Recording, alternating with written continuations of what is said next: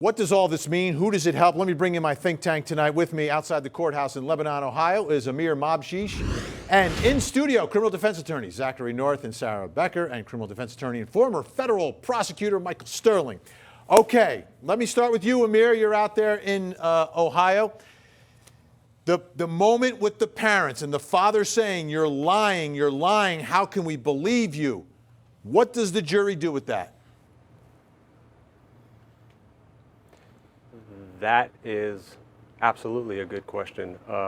It stood out very much so, and I imagine that the prosecution's going to hammer on that over and over. If their own family can't believe what she's saying, why should we?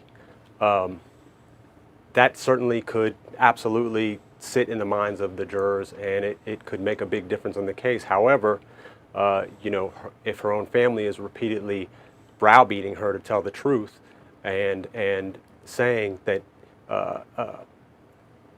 essentially for us to love you, because she keeps asking for love, right? She wants to be loved.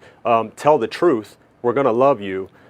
So she does, and she repeatedly says the same thing over and over. So I think that even though they're accusing her of lying over and over, they still can take it the other way, that she's being consistent, absolutely consistent. Her insistence to tell the truth, yeah, she's been consistent, so there's no reason for them to think that she is lying.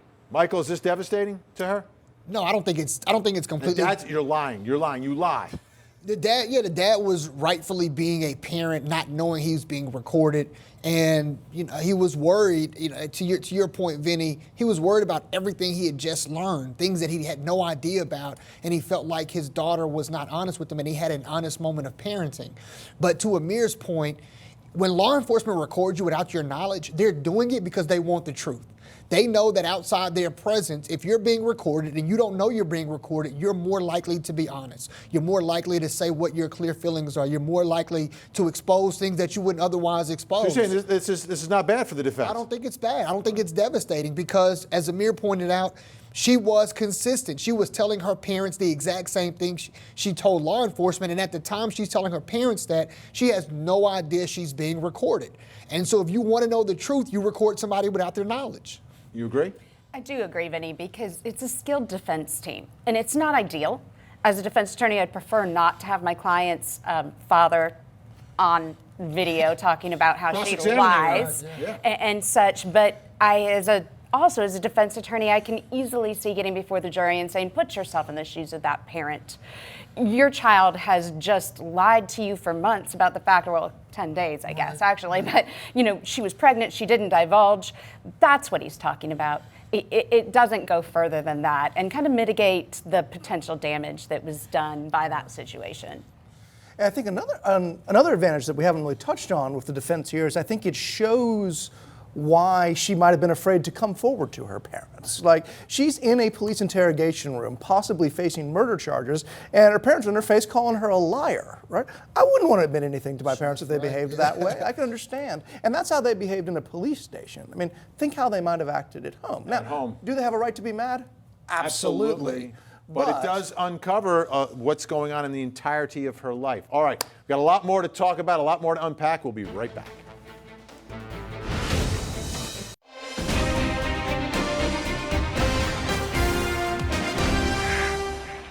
When you walked down to that doctor's office, did you know you were pregnant? No. I hadn't taken any tests. I thought I might be, but... Who confirmed it for you? Dr. Rittgers. He told you later? He told me that day. Wait, he told you that day, the 26th? You just told me you walked down to the doctor's office and didn't know. No, I thought you meant when I walked in. I didn't think how I was, but when he told me, yes, I was. I knew. I didn't. And you didn't tell us then? No. So if you took the pill after that, it was manslaughter. No, because they gave it to me. I didn't know. Did they tell you not to take the pill if you were pregnant? No. They didn't tell me that. I just picked up my prescription when I was supposed to. This is another one of the bizarre circumstances of this case. She goes to see a doctor for the first time, is told she's pregnant, but also gets a prescription for birth control pills, and she starts taking them. Now, woman from the doctor's office testified that they tried to revoke the prescription, but they didn't. She got the prescription. She took the pills. What does that mean in this case, though?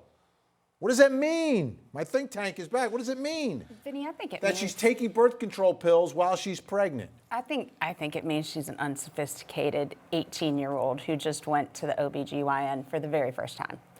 Doesn't know what she's doing, is in a situation probably of crisis with this new information, and maybe also just trying to cover it up from her parents, right? Her mom sent her there to get birth control, so she needs to pick up and take the birth control, otherwise mom might know something's going on. This is the doctor's fault. I don't understand how... It is, but she takes the pills. Is she trying to kill the baby? But I don't understand... Well, prosecutors argue she's trying to kill the baby. I don't understand how you walk into a doctor's office, the doctor tells you you're pregnant, and they still write you a prescription for birth control. I mean... I think the prescription was dialed in before the test results came back, and then the test results came back. They tried to revoke it, but it apparently didn't. Whatever happened, it didn't go through. But is there going to be an argument that she's trying to kill the baby? She doesn't know what the effect of birth control is going to have. I mean, she's not sophisticated enough. She doesn't know what the impact of birth control pills are going to have on her unborn fetus. I don't see how you can attribute some sort of culpability to her if she doesn't have the As I'm listening to this interview, Dad thinks that the birth control pills killed the baby at this moment. And I think we will hear some of that argument, although I don't think we heard anything from the state in their opening statement about that. But I think it may come out. I think it may be better than the other argument. Ameer, what do you think about all this? I mean, I think it's a small point in reality. And, you know, as a defense attorney, I got to think, what is a prosecution going to think about those small points even? And do I address it or not? And is it enough to address? Maybe, but they can use that and say it's birth control. If she's unsophisticated, like we all believe, then she thinks that it's going to control birth. She thinks that maybe she takes it and it does affect her. If they can argue that, maybe, right? On the other hand, she's also just doing what she's told. And it doesn't make sense, but she just does what she's told. And she just follows along, and she's susceptible to be led. So it can be used both ways. All right, when we come back, more of this interrogation today. It is by far the most important part of this trial. And remember, this is only the first interrogation. There's another one.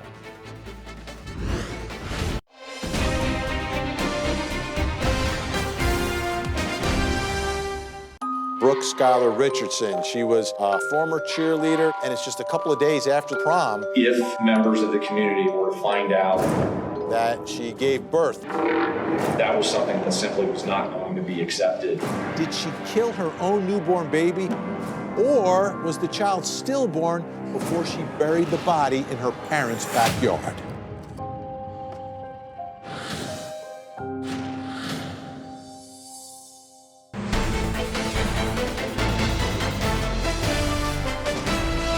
I said at the beginning of this case, this is not an easy one for prosecutors to prove beyond any and all reasonable doubt. I'm talking about the aggravated murder charge in this case.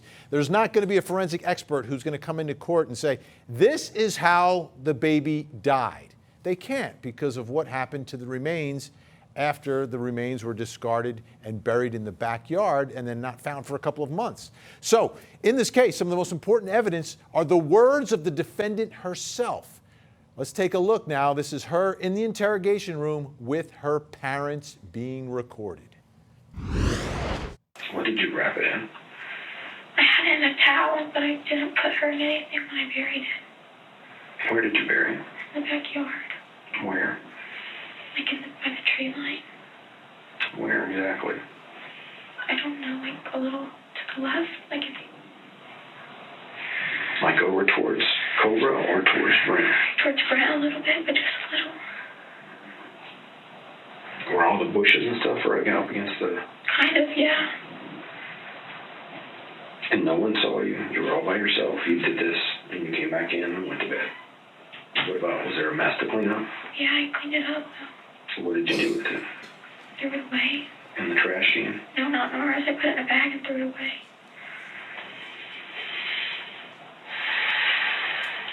Outside away or at someplace else away?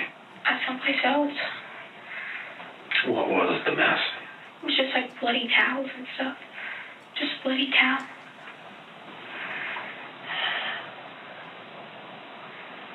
And you didn't cut a cord or nothing? No.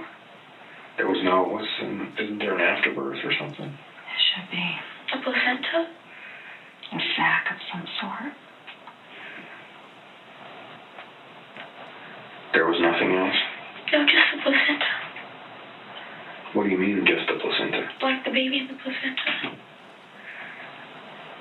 Don't know what else. Some sort of mouth.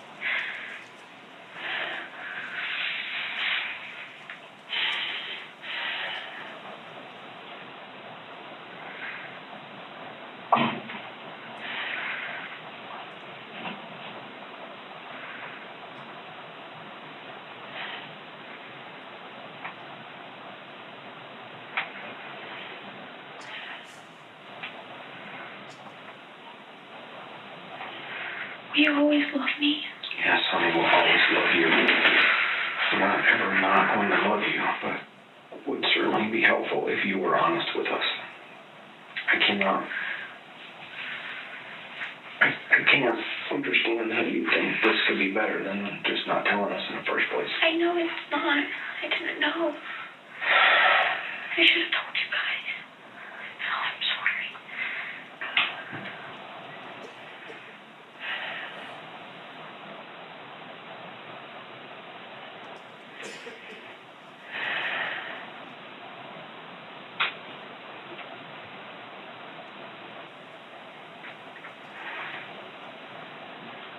Before I talk to the detective, I'm going to ask you this one more time. And please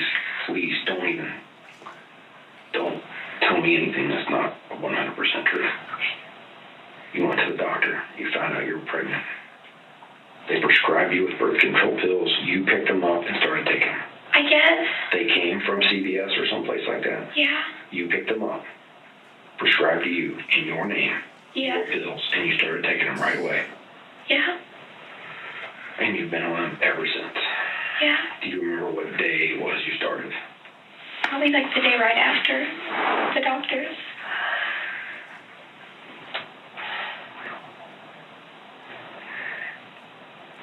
So the doctor said to schedule a follow-up appointment, but you did not do. What else did he say? That's like all I can remember. That I needed to He tell said you're somebody. pregnant. He said there was like different options, like I could give it away once I had it and stuff like that.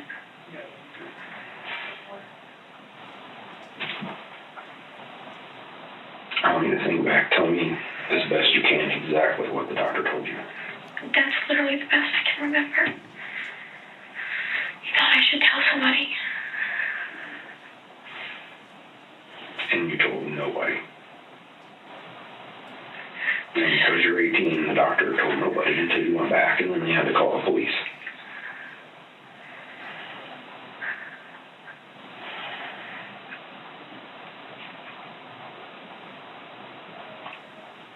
I mean, is it for sure that birth control pills can cause a miscarriage? I don't know.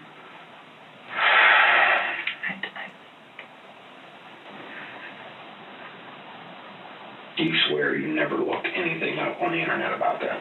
No, I told him everything.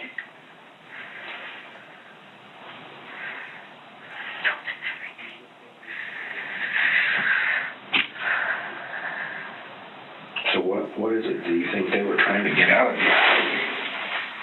I mean, did they act like... Just take me away. Honey, stop.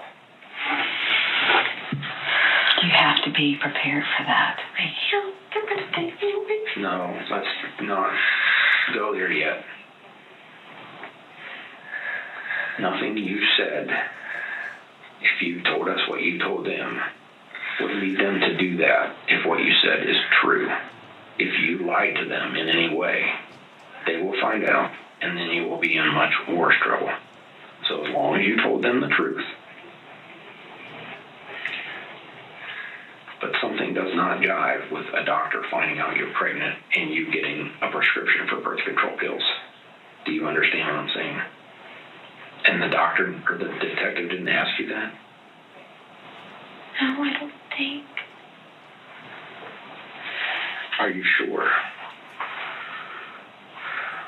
You told him you went to the doctor to get birth control pills. You found out you were pregnant.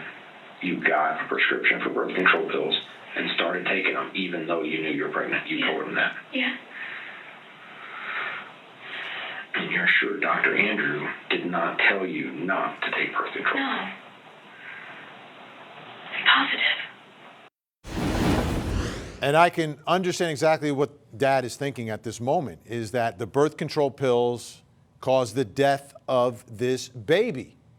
And I can, because they don't know. He even asked his wife, you heard that. Can birth control pills do this? And I didn't know before tonight whether they could or not. And we had an expert right here on the program earlier tonight who said no. In her opinion, Dr. Sujatha Reddy said, in my opinion, no, that would not kill the child. So does this story make sense? Because she is telling the same story to her parents that she told to investigators. Bring back in my think tank. We've got in Lebanon, Ohio, Ameer Mabjish, and in studio, criminal defense attorneys Zachary North and Sarah Baker, and criminal defense attorney, former federal prosecutor Michael Sterling. Oh, you got to throw that Fed thing in there. All right. Does the story make sense that she's telling? It's consistent. But does it make sense? That's just a hard question to answer, because I think it as a parent, and you see it with him, it doesn't make sense that you're living within the home and nobody knows.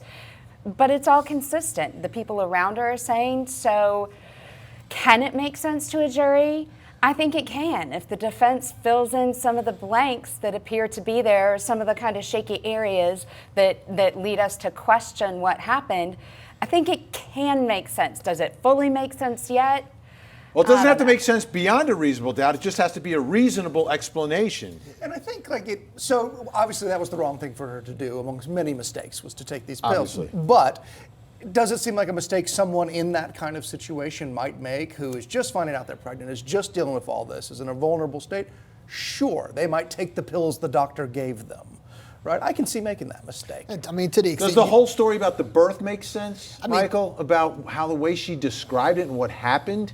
To the extent you can make sense out of an extraordinarily tragic situation and someone who is making really, really bad decisions, I think the question isn't does it make sense, because it's really hard to make sense of exactly what happened. But the question is it medically feasible what she's describing? And I think, as long as, to the point you made, Vinny, the doctor says no, birth control won't cause the death of the baby. Everything she's saying is consistent. Medically, it's consistent. I think that, to the extent that it is medically feasible, then you can explain that.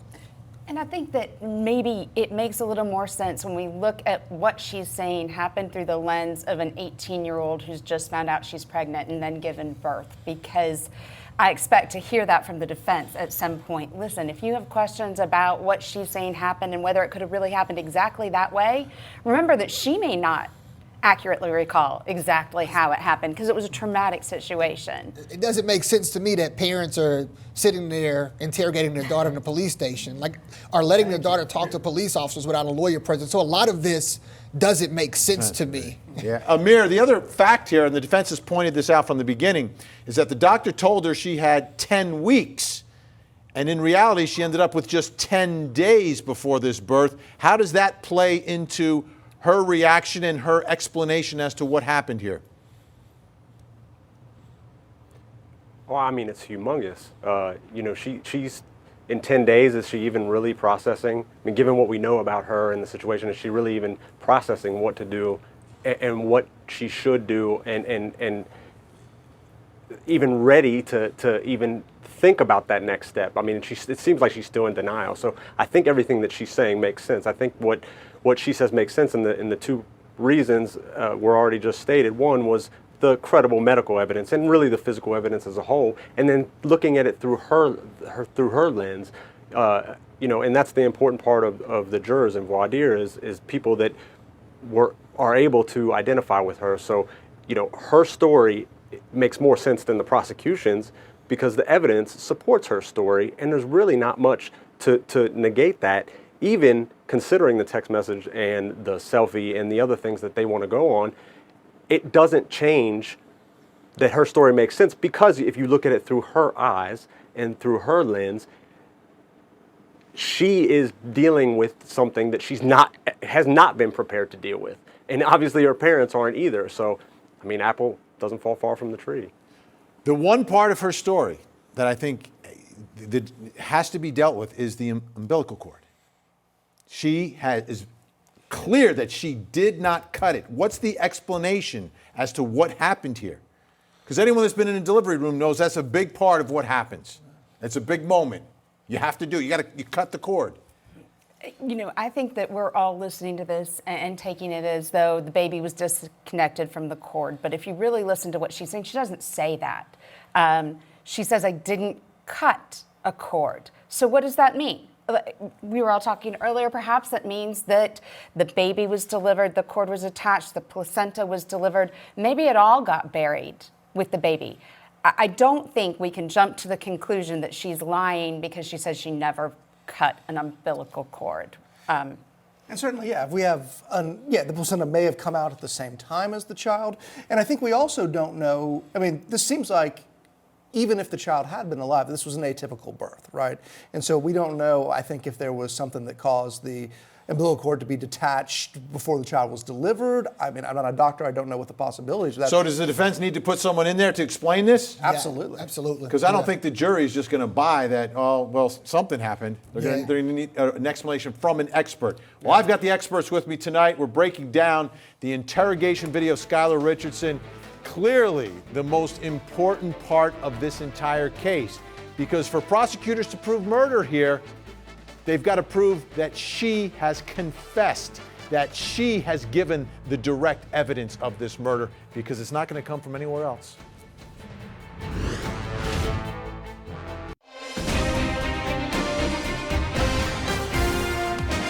All right, we've been taking a look at the interrogation of Skylar Richardson. I'm going to show you some more now, and in this section, and we showed a little piece of it last night, but now you're going to see the bigger piece of it.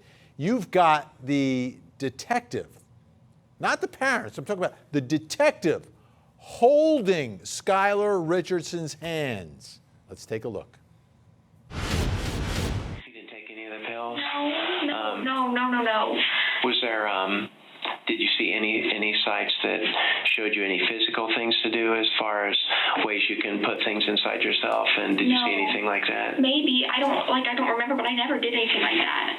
Okay. I never tried to do anything like that. Okay, and I'm just trying to see what you found in the research, because it's almost crazy on the internet. I mean, you can put something in, and you'll pull up 100 pages of things that it is hit on during the search.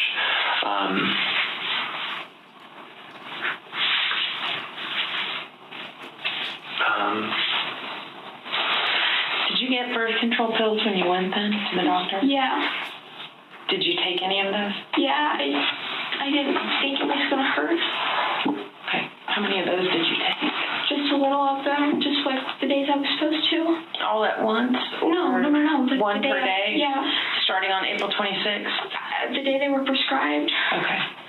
I didn't think that was going to hurt them. Okay, all right. I'm just asking questions. Do you remember what kind of pills they were? Just birth control pills. You don't know what kind. Is this the first time you went on birth control? Yeah. Okay. I never meant to kill my baby. I didn't do it on purpose. I didn't. I understand. Now, when you threw away the towel that you used to clean yourself up, did you also throw away the towel that the baby had been wrapped in? Or was it the same towel, or was there two towels? Yeah, I threw it away. Okay.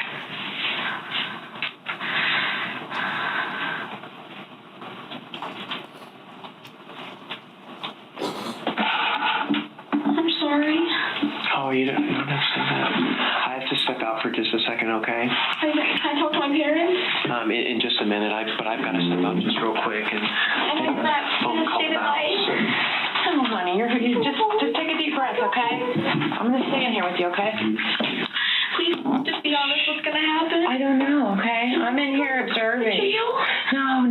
You're not going to jail today. No. No, and I'm not going to. Just relax, okay? Listen, just relax, okay?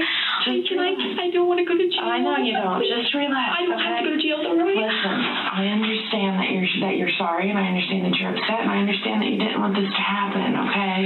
Just take some deep breaths, okay? Things will be okay. I don't have to go to jail. You're not going to jail. Okay, we're not taking you to jail today. You're not going to jail, okay? So just, What's the worst that's going to happen to me? honey, I don't know. This isn't my case, okay? He's talking. He just wants to get some things straightened up so that we can figure out exactly what happened. Are you being 100% honest with him? Okay. All right, just deep breaths, okay? I know this has to have been really hard on you. I'm sure there's part of you that is glad that the weight has been lifted off of you. Yeah, I just want everybody to believe me because I don't want to be in trouble. I understand. You're a very nice young lady. I know that you're smart. I know that you're honest. I know you have a big heart, okay? I believe that. I don't think you're a bad person, okay? Just like you said, we're not judging you. We just have to get facts, okay? So deep breath. Things are gonna get better from here, okay? Only better, right? Only, yeah, it's gonna get better, okay? You're gonna get, yes. Your parents are right out there, okay? You're just 18 now, and we talk to you alone. And I think it's probably better that you do talk to us alone. It'd probably be really uncomfortable for you to talk about a lot of this stuff. I do need to tell them. Yeah, you're gonna have to tell them what happened. They'll be okay though, right? They won't be okay. No, they'll understand. They're gonna love you no matter what, honey. You're their daughter, okay? Your mom and dad are gonna love you no matter what. That's their job. That's part of who they are, okay? So don't worry about that. Nobody hates you. We don't hate you, okay? Nobody's gonna hate you, okay? We understand that you went through some really bad stuff and it was really hard on you, okay? And now you got some people to turn to, okay? And you don't have to deal with this on your own, okay? So deep breath. Calm yourself down. I don't want you to get yourself super upset, okay? I'm really afraid he's going to arrest me. He's not going to arrest you, okay? That's not what we're here for today. That's not? We're not here to take you to jail today or put handcuffs on you today or anything like that, okay? I don't have to stay overnight or No, you're not going to. He wants to understand what He wants to understand what happened, okay? We got to figure out what happened, okay? That's what happened. I know it was wrong. Is there anything else that you didn't tell us, that maybe we didn't ask the right questions or anything? No. Anything else that you can think of? I feel so bad. I know you do, honey. And I believe you when you say that. I know that you do, okay? I just want to hold my mom. I want to see my parents. I know. And you're going to get to see him here in a few minutes, okay? Okay. He had to make a phone call to somebody else. I don't know. I think he's working on another case, too. So just deep breath. You got to go home today, okay? I won't go to jail, right? You're not going to jail today. I told you that. We're not taking you to jail today. You're going home to your parents, okay? You're going to see him here in just a few minutes. I wouldn't lie to you, okay? I'm telling you everything that I know, okay?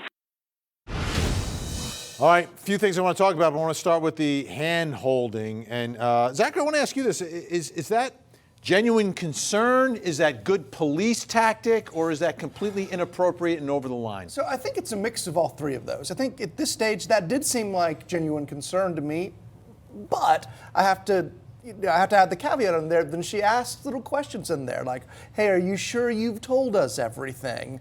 Or you can't talk to your mom or dad, but you're not going to jail, which we know was not necessarily true.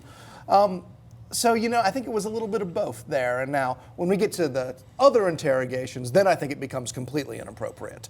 But at this stage, I do think like she was trying to calm her down, and I think that was appropriate. Look, one of the questions that you always ask in jury voir dire, and I'm sure Zachary and Sarah asked this question, is you ask people, have they had experience with law enforcement, either themselves or their family members been convicted of a crime, been charged with a crime?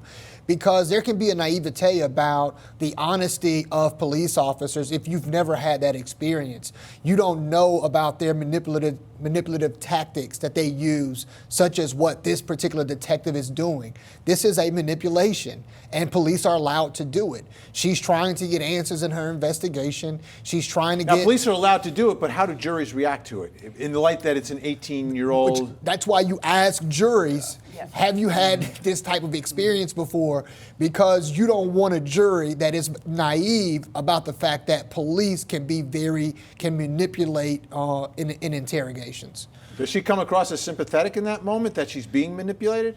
Absolutely, I think she does, and I think the defense is going to run with this and be able to use this portion of the interrogation to their advantage, because then we get to the second portion of the interrogation where they're basically putting words in her mouth. So again, as a defense attorney, I'm glad to be able to point back at that and say, look, she pretended she was her friend. She pushed her this way. She fed her all these lies, which while they may be legal, it doesn't mean that they are ethical or acceptable on a human level. Or get to the truth. Exactly. Or get to the truth, which is always my concern. Exactly. Ameer, at the end there, she's in an interrogation room with police, and she is expressing concern about her parents being mad at her. What does that tell us? What does that tell the jury? I mean, it tells the jury that, I mean, it can be used a lot of ways, like everything. I mean, there's, different ways to interpret each fact, and it seems like everything in this case can be interpreted for the prosecution or for the defense. What it tells the jury is that she is more afraid of her parents, potentially, than she is of doing something illegal or a criminal. She's talking, am I going to get in trouble? I know she talks about jail and things like that, but that's obvious. She's in a police station. But, I mean, she's really most concerned about her parents, so I think it helps in that when her parents do come in and they continue to ask her over and over to tell the truth, and she is consistent, it is more likely that that story is true. And when we come back, we're going to take a look at more of this video, but it's going to be the video where the parents are back in the room, and Skylar is telling her parents what she told police. But before we get to that, I got to tell you about our latest Court TV podcast. It's available now. Seema and I taking a closer look at this case and the big mistake made by one of the investigators that could impact the outcome of this case. So the headlines are, cheerleader has baby, murders baby, burns the baby, and buries the remains in her backyard. Public enemy number one, evil. Yeah. One problem happened on the way to the trial for the prosecution is that expert recanted her opinion about whether or not those bones were actually burned. You can listen to our latest episode on Stitcher, Apple Podcasts, or Google Podcasts. You can always find it on CourtTV.com. New episodes drop every Thursday.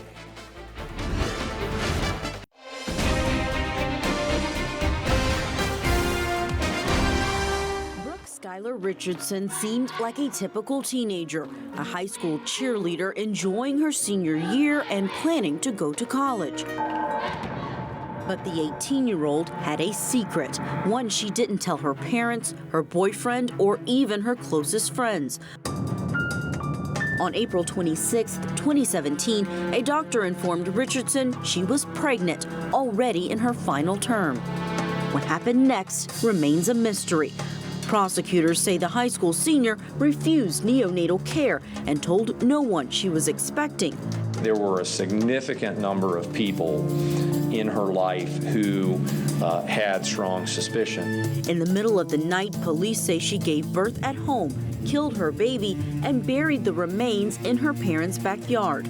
She's 38 to 40 weeks pregnant at the prom, which is 2 days before this happened. But Richardson claims she delivered a stillborn, a girl she named Annabelle, before digging an outside grave. No one else would know Annabelle existed until months later at a routine doctor visit. Prosecutors say it was May 6th or 7th when Richardson gave birth to her baby girl. The baby's remains were not discovered until July 14th after investigators received a tip from a doctor. On July 12th, 2017, Richardson admitted to her physician that she gave birth to a stillborn and buried it herself. The doctor's office called police. After investigators uncovered the makeshift grave, prosecutors charged the would-be teen mother with reckless homicide and then aggravated murder. Richardson also faces charges of involuntary manslaughter, endangering a child, tampering with evidence, and abuse of a corpse. No, Your Honor. Are you taking any medications? No, Your Honor. Mr. Rittgers was acquitted. Not guilty, Your Honor. Meanwhile, in Lebanon, Ohio, the teen's defense team says Richardson is still that typical teenager, not a murderer, but a girl struggling with bulimia who faced a sudden pregnancy loss. Perhaps the most revealing part of today's videos are the moments where Skylar Richardson is in the interrogation room, not with police, but with her parents. And it's clear from the conversation going back and forth that none of them know that they're being recorded. Let's take you back in. And you're absolutely certain about this point? Because the doctor's telling telling a different story. What did the doctor say? Well, they said that you were pregnant when you were there, and you came back, and you're not, and you told them you buried it. Because I had the baby and it wasn't alive. And you have certain that you got a prescription from the doctor and started taking it right away. Well, I don't know, because I went and I said I wanted to be on birth control, and then they found out I was pregnant, and then I thought that was the end of it. And then Mom texted me later and said, go pick up your subscription, so I went and got it. So they never told you to come back? They never said follow up? They did. They wanted me to come back, but I never called back.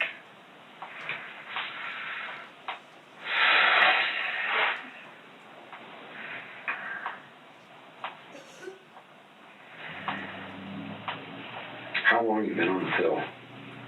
Like 3 months. So, like, right after you went there, you started taking it right away? Yeah.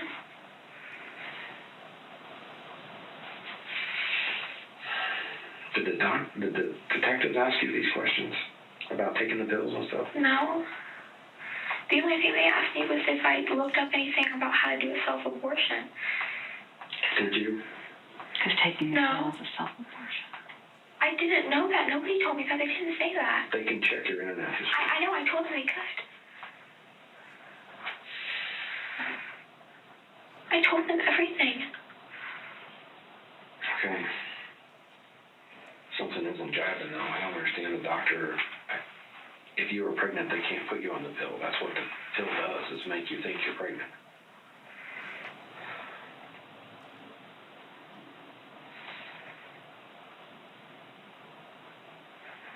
And how did this come up with the doctor that you told him you buried the baby?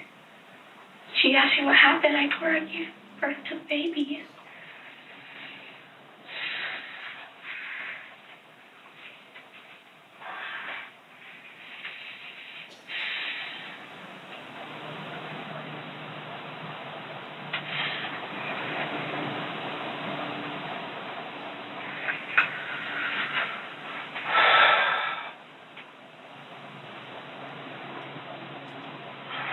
Are you sure? I mean, I know I keep harping on this, but are you absolutely certain everything that you just said is true? Yes. There's no way the doctor should have given you a prescription for the pill if they knew you were pregnant. I don't know. So when did you find out for sure you were pregnant? When I went to the doctor on April 26th. They told you right then and there you're pregnant. Well, because I peed in a cup and they tested it. And what did he tell you to do after that? Make a follow-up appointment or something. Like call back and make an appointment. Which you never did. Mm-mm. How did you get the birth control pills then? They wrote you a prescription. I don't know. They had to have called it into the pharmacy, and the pharmacy called my phone and said your prescription's ready. So they didn't hand you anything. They just go, or it just goes right to the pharmacy.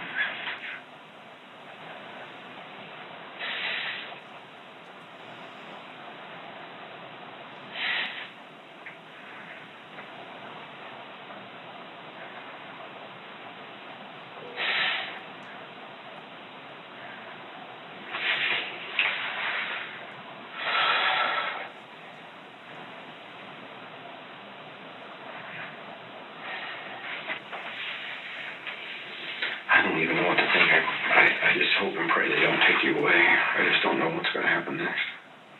I don't either, but I didn't kill it. You know, what you say may be true, but how do they know that? How do we... But I tell them everything. Okay. You have to understand, you didn't tell us everything. So how does a detective have any idea whether or not you're telling the truth now? Because I told them everything and everything that happened.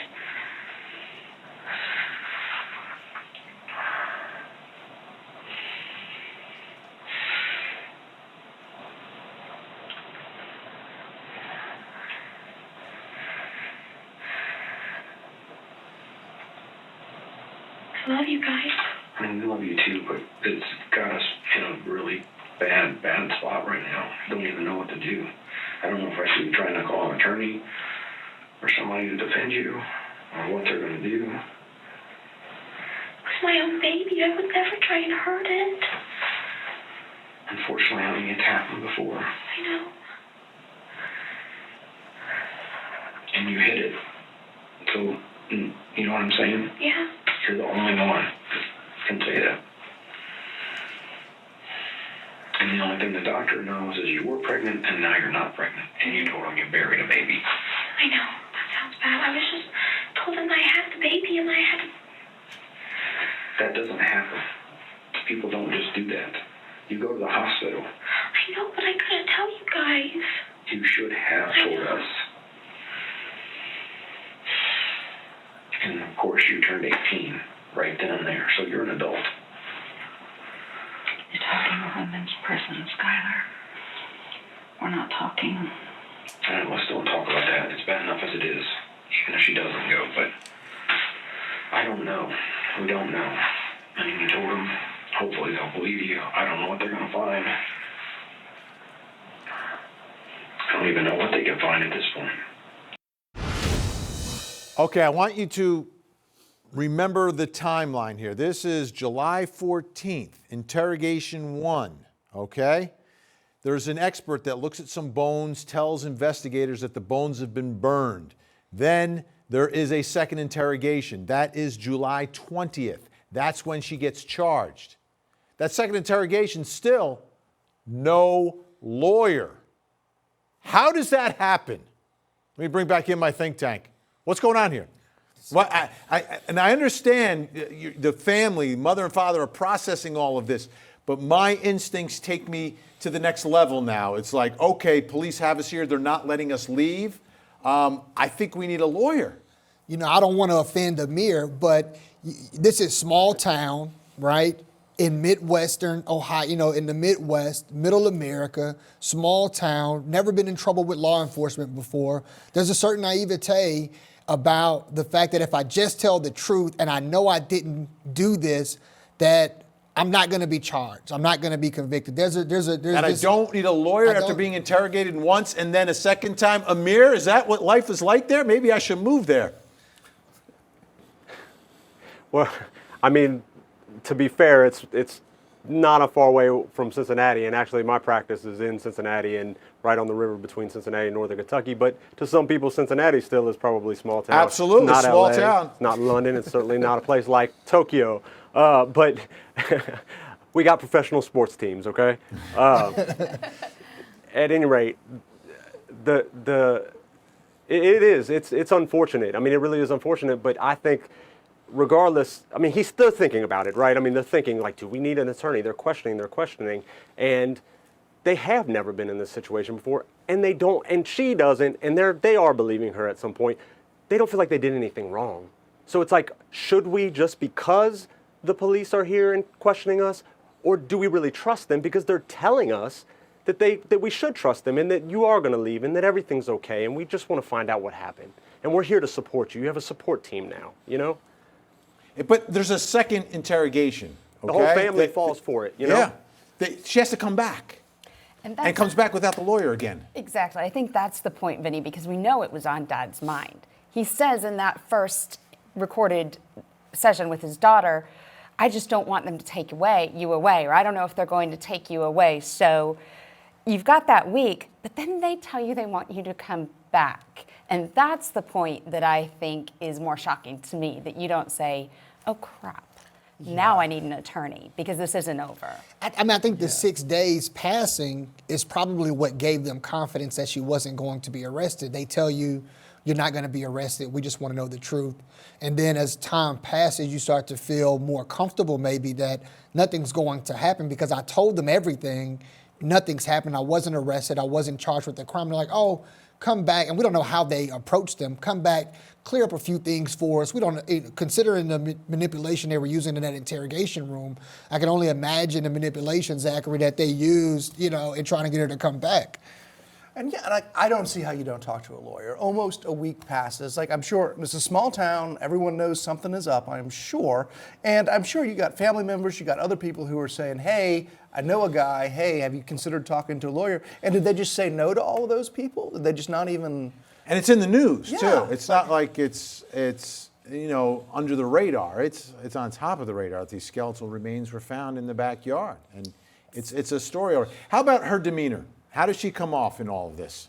To me, because the jury's watching all of this that we're watching tonight. I mean, to me, she comes across as, you know, a young woman who is desperate for her father to believe her and is getting the impression that he doesn't believe her. And that's, you know, even, you know, guilty or innocent, that's got to be devastating for that poor woman. I mean, she's terrified, and maybe ultimately going back to the police will help her. I don't know, because, you know, oftentimes people say, I went back to clear my name. I wanted to go talk to them because I didn't have anything to hide. I wanted to clear my name. Maybe that will be helpful in some regards, you know, in the minds of the jury, but she comes off as completely terrified of her parents, completely terrified of the incident. Sympathetic, someone who would be given the benefit of the doubt? I think so. And more importantly, as we've talked about before, I think she comes off as forthright and consistent. She consistently has volunteered information that's harmful to her case that she didn't have to. If we look from, you know, the statement to the doctors that got her in this whole situation, she's asked what, you know, you were pregnant, now you're not. What happened to the baby? It was stillborn and I buried it in my backyard. Right there, out the gate. You know, did you do searches on your phone? Yes, I did. I looked for this and that, and I told the police that. So I think all of that helps her. It helps her credibility, and I think it helps her in terms of sympathy from the jury as well. All right. So this video is part of the prosecution case. It was shown to the jury today. It was the bulk of what happened today. But who did it help more? Who had a better day today, the prosecution or defense? My think tank will answer that question when we come back.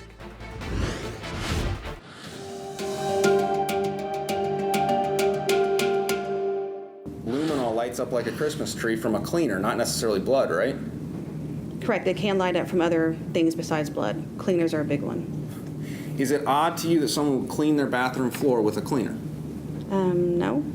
I didn't really want to have my baby, but I couldn't get rid of it. I didn't really know what I should do. It just came out when I pushed, and it was breathing. It didn't make any noises. I put her in my arms, I tried to hold her, and she's breathing. She doesn't have a heartbeat. She's not breathing. Did you end up burying her at your house? Okay. Please just be honest. What's gonna happen? I don't know, okay? I'm in here observing. No. You're not going to jail. Yeah. Okay. Do you think I'm going to need a lawyer? I don't know that answer. I can't tell you that, okay? I'm not sure. I'm not there yet. She thinks she has to stay, and they'll be the ones to give her permission to go home, which is not the case. And they would have to tell her, you are not free to leave.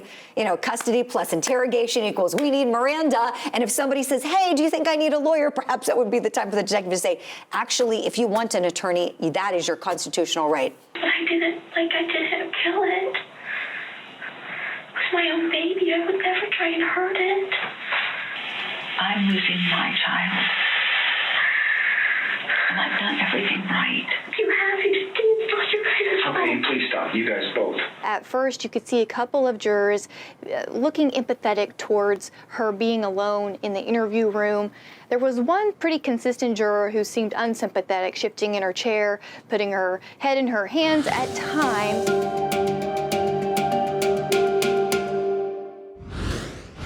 Really an important day inside that courtroom. Again, we're in the prosecution case. This is prosecution evidence of the interrogation and her discussion with her parents in that interrogation room. Jury saw it all. But in the end, who had a better day today, the prosecution or defense? Bring back in my think tank. We'll begin with Ameer Mabjish. Who had the better day, prosecution or defense? Yes, sir. So I would like to say the prosecution, because there's a big point that came out that I know they're going to get to use and they're going to try to hammer on. It's that her own parents arguably didn't believe her.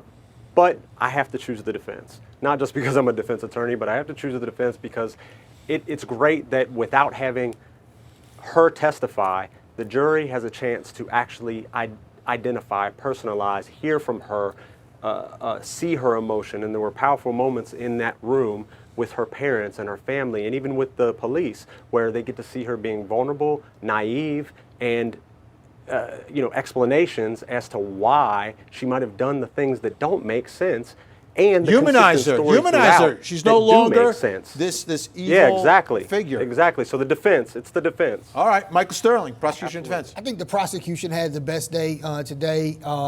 They were able to bring out that this is somebody who was willing to lie to cover up a pregnancy. If you're willing to lie to cover up a pregnancy, you might be willing to lie to cover up a murder. And so I think by demonstrating today through the evidence that you've got somebody who is a known liar and who has demonstrated a capability to lie to cover up things that she's done that she believes to be wrong, I think the prosecution had the strongest day. The defense is going to have to fight back. All right, Sarah Becker, prosecution and defense.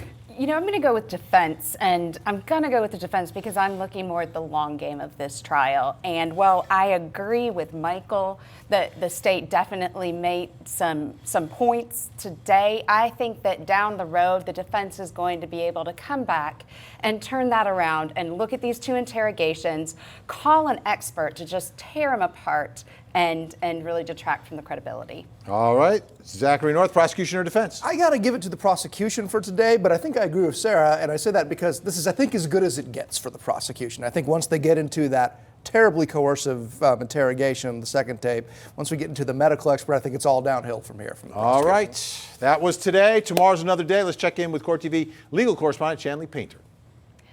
Day 2 in the trial against Skylar Richardson was cut short today due to some scheduling and logistical issues, and that may have had to do with the fact that one of the defense attorneys was unable to be in court today due to personal matters. So the state's witness schedule may have been mixed up a little bit, but we should be back on track tomorrow for Day 3 with key expert testimony. That could include the forensics, the crime lab, pathologist, and we need to be on the lookout, though, for Part 2, interview number 2 with Skylar Richardson and the police that happened several days after the first one that the jury witnessed today in the courtroom. It seemed to have a big impact. So the second one, will the prosecution want to introduce that before the weekend, or will they hold off until next week? We'll find out, Vinny. Back to you. All right, Shanley Painter at the courthouse for us. Great job tonight by my think tank. Appreciate your insight. As always, folks, our continuing coverage here, gavel to gavel. Have a great night, and don't forget to hug the kids.